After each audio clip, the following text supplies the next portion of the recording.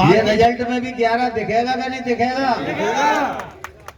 जब मैं चुनाव लड़ रहा था तो ये देश राज और तो जब चुनाव हुआ तो इन्होंने कहा कि भाई साहब कुछ वोट अपने कट गए।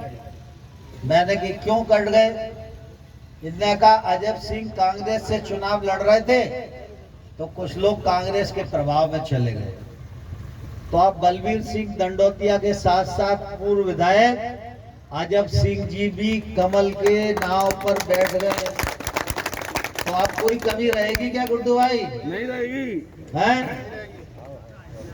और पिछले बार जब चुनाव था तो हमारा प्रचार करने आते थे केशव सिंह, यतीन सिंह, वीरेंद्र अरसाना, हमीर सिंह, तो ज्यादा वोट नहीं मिले। बाकी लोग कांग्रेस में थे। तो अब राकेश मावई भी कमल की नाव में बैठ गए हैं। तो आप कोई कमजोरी पड़ेगी क्या भैया? है कोई और इधर उधर बचा हो तो बताओ। अभी 6-7 दिन चुनाव में है। दरअसल व्यक्ति जहां का होता है उस क्षेत्र के लोगों की, उस क्षेत्र के कार्यकर्ताओं की, उस क्षेत्र की सब बिरादरियों की जिम्मेवारी होती है कि जिस क्षेत्र का प्रत्याशी है उस क्षेत्र से वो सबसे अधिक। जब सांसद का चुनाव लड़ता था तो आप सब लोगों ने अम्बा पोरसा से मुझे सबसे ज्यादा से जिताया।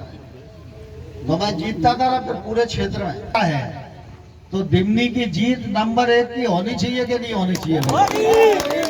सब लोग घर से निकल के जाओगे?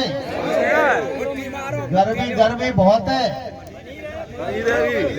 गर्मी बनी रहे, कोई दिक्कत तो नहीं है।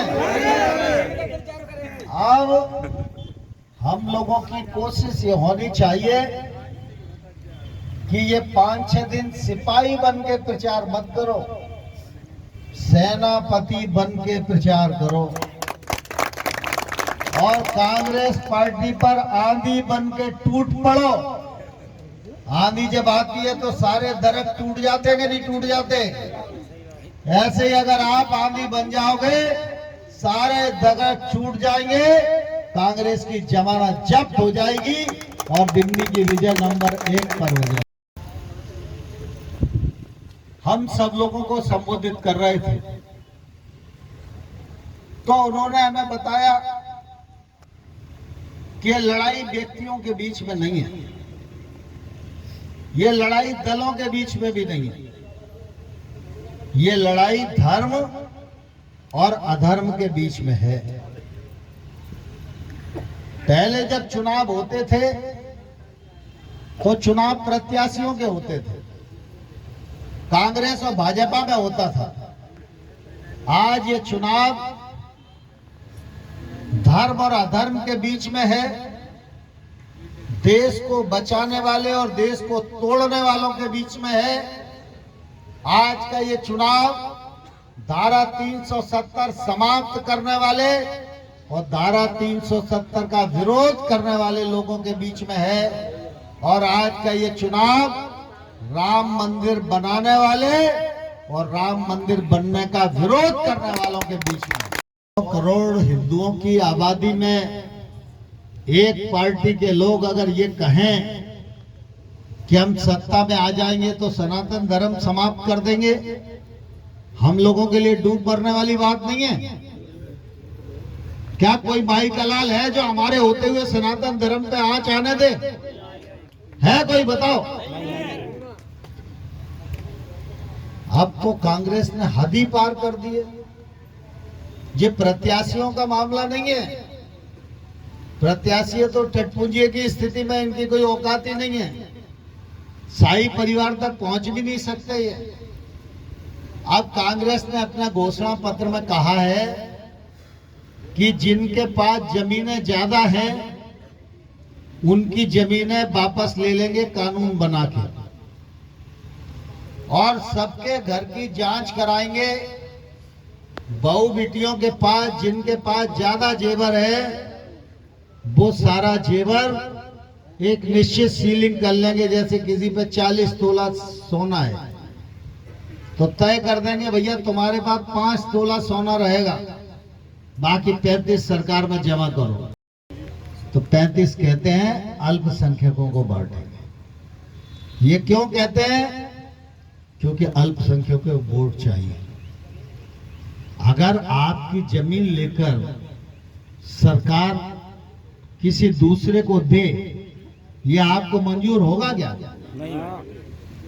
एक मैण और एक कूड़ पे तो गोली चल रही है, और राहुल गांधी कह रहे हैं कि हम तो जमीन छोड़ा लेंगे।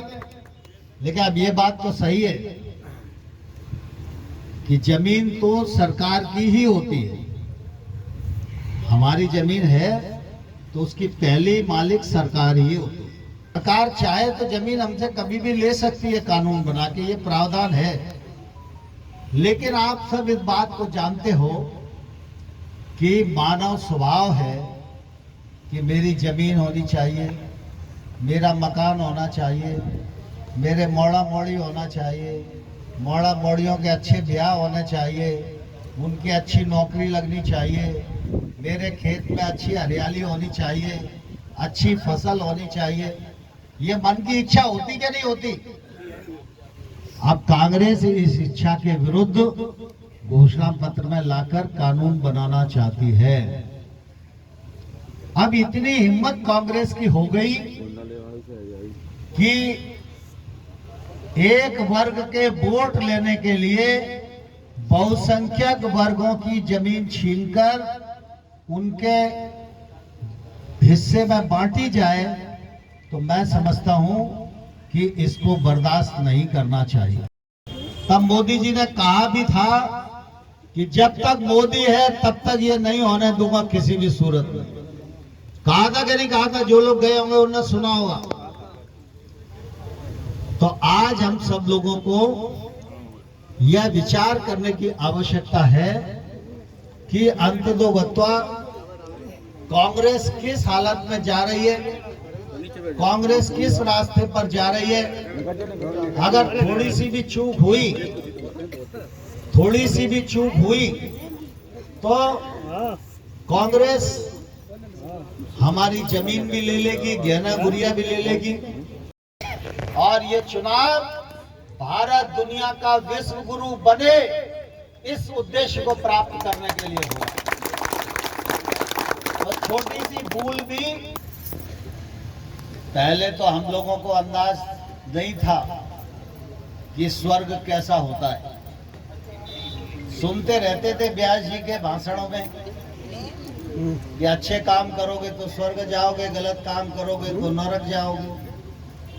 लेकिन आज नरेंद्र मोदी के प्रयास से धरती पर अगर स्वर्ग देखना है तो अयोध्या जी जाओ, स्वर्ग जैसा आनंद की अनुभूति। राम जी की स्थापना का काम हो गया है, अब बिहारी जी बचे। बिहारी जी बचे कि नहीं बचे? तो वहां भी करना है कि नहीं करना? कौन कौन चाहता है करना है? करेंगे। कौन कर पाएगा? मोदी जी। जोर से बोलो, कौन कर पाएगा? नरेंद्र मोदी। और नरेंद्र मोदी जी तब कर पाएंगे जब वो तीसरी बार प्रधानमंत्री बनेंगे। तीसरी बार बनेंगे?